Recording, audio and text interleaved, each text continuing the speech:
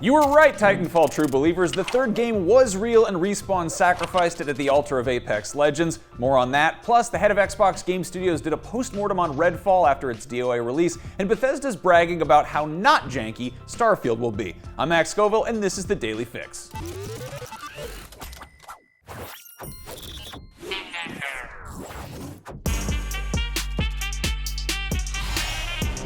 Titanfall 3 is a series of words that make a lot of people's ears perk up, and before you get too excited, let me horribly disappoint you. Respawn was working on a third game in the mech-centric FPS series, but it allegedly got scrapped in favor of Apex Legends. Lead narrative designer Mohamed Alavi told the Burn Network that the studio was actively developing the game in earnest for 10 months before pivoting to Apex Legends instead. He said, quote, "We had new tech for it, we had multiple missions going, we had a first playable, which was on par to be just as good, if not better, than whatever we had before. But I'll make this clear, incrementally better. It wasn't revolutionary." He noted that the team wasn't as excited as they were about the second game, and while this news might be a bummer for Titanfall fans hoping for a third game, it might have been the right call. Considering that Respawn Entertainment was founded by the guys who created Call of Duty, it's possible they wanted to avoid their new studio getting the same reputation for churning out slightly iterative shooter sequels. Apex Legends was a complete wildcard when its stealth launched, and it's clearly panned out. Meanwhile, Respawn's Star Wars games have been awesome. Maybe we'll get a Titanfall 3 someday, but it's not going to be the version they were working on. Shifting gears, we recently got reports that the development of Redfall was so messy that some of the people working on it were hoping it'd go the way of Titanfall 3 and get scrapped, but it came out, turning out to be one of the biggest disappointments of the year so far. It might not make up for shipping a bad game, but Xbox brass has been refreshingly candid about the whole debacle.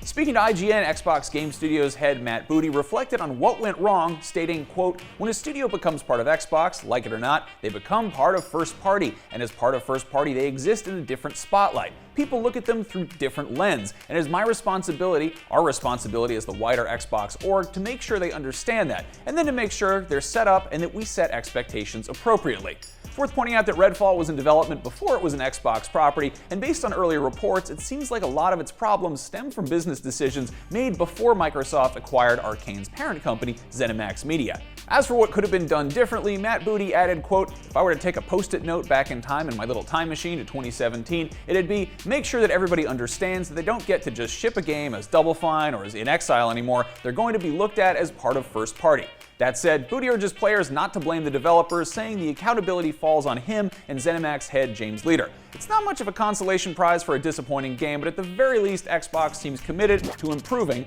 which brings us to our next story.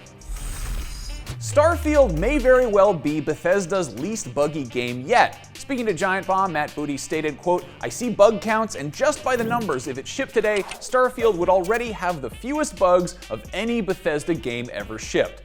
Xbox boss Phil Spencer backed him up, adding, quote, "We have every QA person in our entire company playing Starfield right now, looking at bug counts, looking at the quality of where we are. The nice thing about what we showed today, from my perspective, is that was the game. We've been playing the game for quite a while, and that's the game."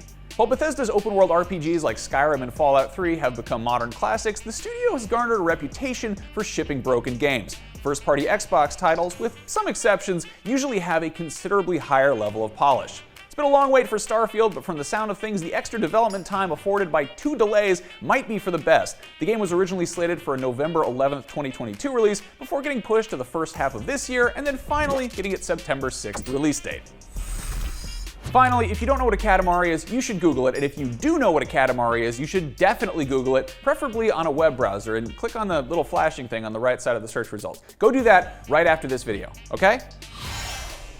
And that is your Daily Fix for Tuesday, June 13th. Now that you're all caught up on the news, go watch the gameplay trailer for Star Wars Outlaws. That thing looks awesome. Or just watch it again if you already saw it. Watch it on repeat. And also, download the IGN app on all your devices and subscribe to the Daily Fix on Snapchat. And eat your vegetables and do your homework and don't litter. And for everything else, keep watching IGN. I'll see you around.